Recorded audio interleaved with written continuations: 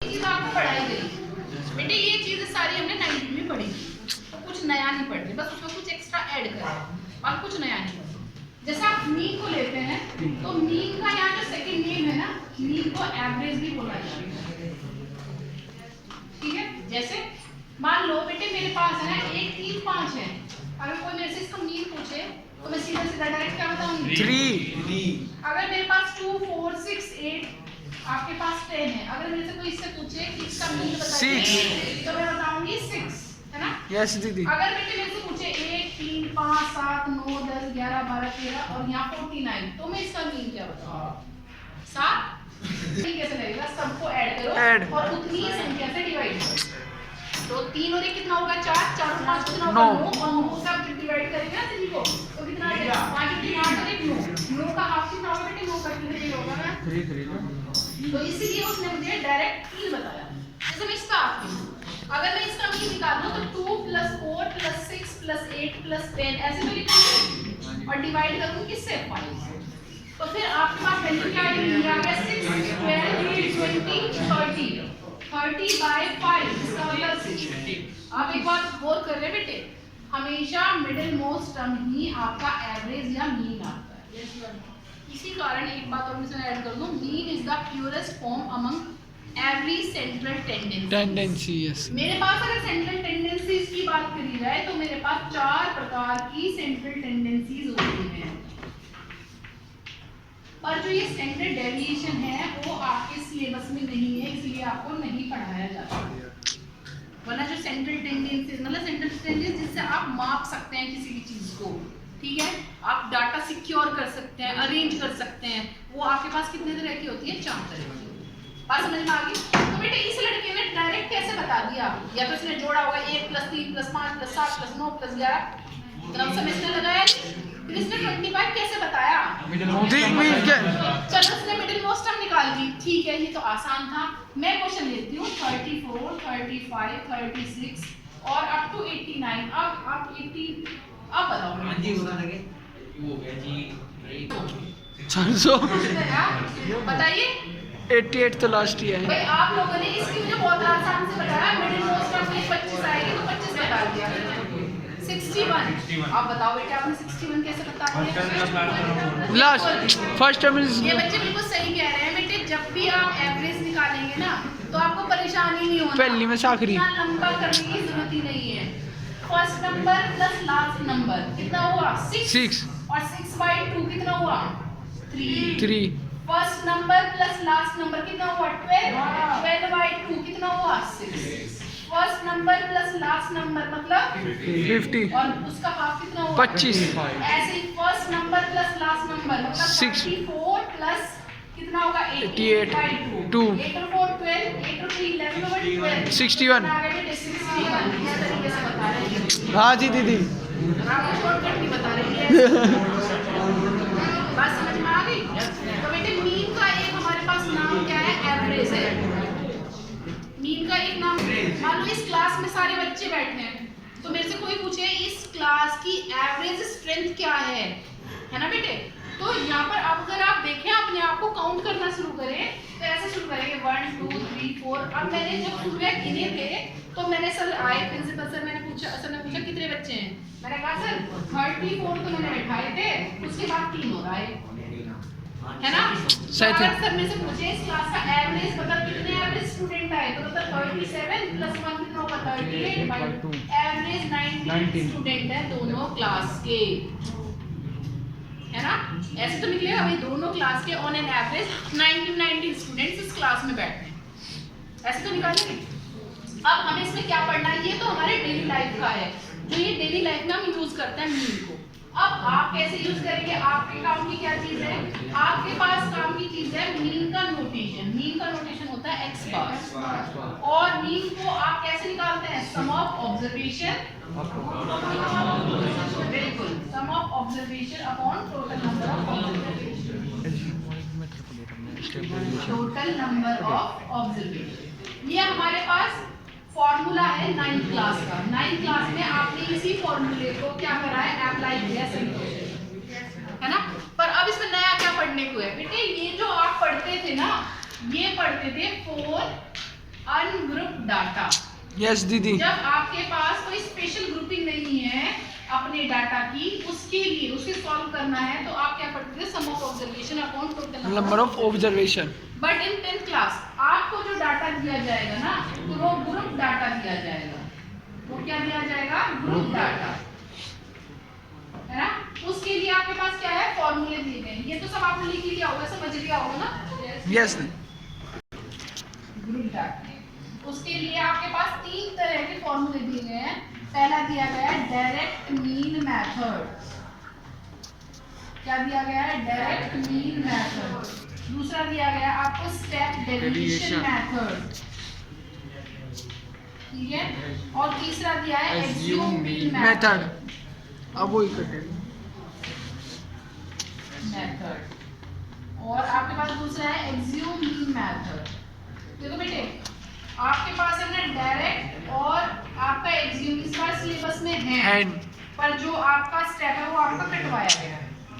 मैं आपको फॉर्मूला लिखवा दूंगी, खैर क्वेश्चन नहीं करेंगे वो एक अलग बात है, बाकी कोई ऐसी प्रॉब्लम नहीं, ज्यादा भारी नहीं है, ठीक है। डायरेक्ट मीन मेथड क्या है, x bar is equals to sigma fx upon sigma f, ठीक है।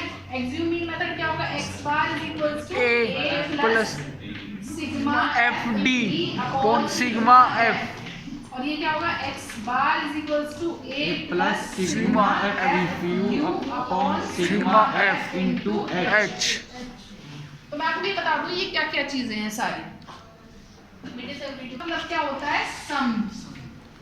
f का मतलब होता है फ्रीक्वेंसी। f का मतलब क्या है, फ्रीक्वेंसी। अच्छा, इसमें एक बहुत स्पेशल चीज आई है बेटे, और ये स्पेशल चीज ऐसी है, आप मीन निकालें डायरेक्ट से या एग्ज्यूम से, दोनों में यूज होगी, और उसे बोलते हैं आप x। x का मतलब होता है क्लास मार्क। ये बहुत एसेंशियल है आपका मीन निकालने के लिए।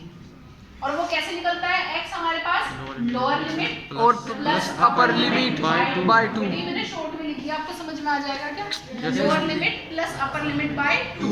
अब देखिए, उसके बाद बचा है a का मतलब होता है एग्ज्यूम मीन।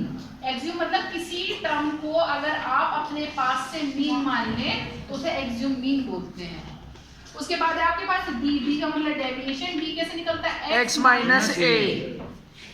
उसके बाद आपके पास क्या है, u का मतलब क्या होता है, d अपॉन h। और h का मतलब होता है हाइट और क्लास विड्थ और क्लास डिफरेंस। विड्थ और क्लास डिफरेंस, जो भी आप कहना चाहें। यहाँ तक आपको सारे फॉर्मूले समझ में आ गए मीन के। क्या है, a survey was conducted by a group of students as a part of their environment awareness program in which they collected the following data regarding the number of plants in 20 houses in a locality. Find the mean number of plant per house। मतलब एक locality में बेटे 20 घर हैं और उस पर आपने क्या किया, सर्वे किया है ये देखने के कि हर एक घर में कितने पौधे हैं। तो आप उसके लिए आपको क्या दिया गया है, डाटा बना के दिया गया है, और आपसे पूछा गया है कि आप क्या करिए, मीन नंबर पता करिए ऑफ प्लांट्स पर हाउस, कि एक घर में एवरेज कितने पौधे रखे हुए हैं, ये आपको पता करना है। तो हमारे पास क्या है, नंबर ऑफ प्लांट्स, और उसके साथ साथ क्या है, नंबर ऑफ हाउसेस। देखिए, एक बात मैं आपको सजेस्ट करती हूँ यहाँ कि डाटा अगर छोटा है तो आप हमेशा यूज करेंगे डायरेक्ट, और अगर डाटा बड़ा है तो आप यूज एज्यूम। तो आपको दिया गया है 0 to 2, 2 to 4, 4 to 6, 6 to 8, 8 to 10, 10 to 12, 12 to 14, है ना। अब देखिए ये 0 to 2 दिया है, 2 बोल रही हूँ, यहाँ पे 2 लिखा नहीं गया, इसका मतलब ये क्लास इंटरवल है। इसमें लोअर लिमिट कितनी है, 0, और अपर लिमिट कितनी है, 2।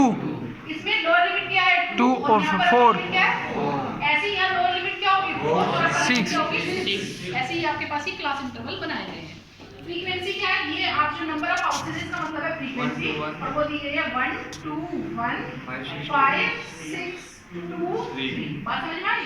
अब देखिए बेटे, मैं डायरेक्ट मीन मेथड यूज कर रही हूँ, तो मैंने डायरेक्ट मीन मेथड लिखवाया था। आपको क्या लिखवाया था, x bar is equals to sigma fx upon sigma f लिखवाया था ना मैंने आपको।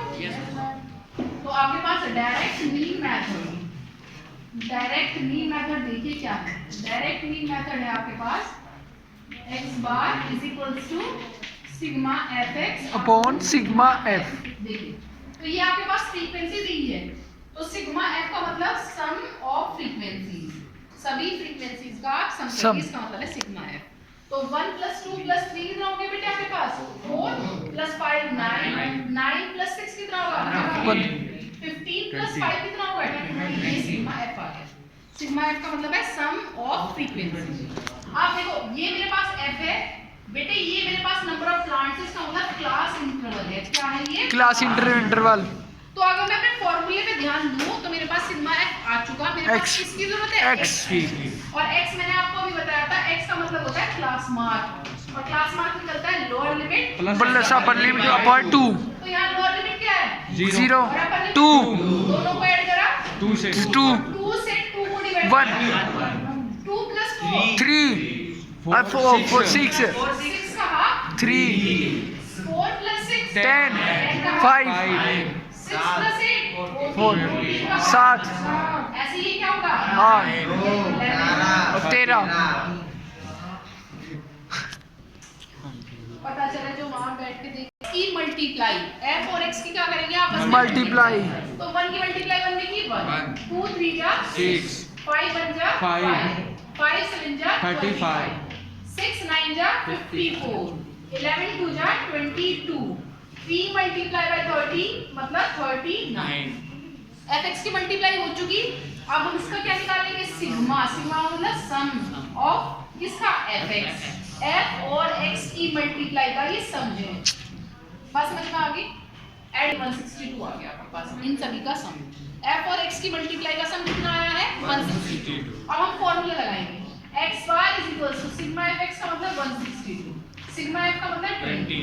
तो डिवाइड करो बेटे 2 से, तो 2 से डिवाइड करा ये आ गया 2 × 16 2 डिवाइडेड बाय 10। तो x bar is equal to कितना आ गया 8.1।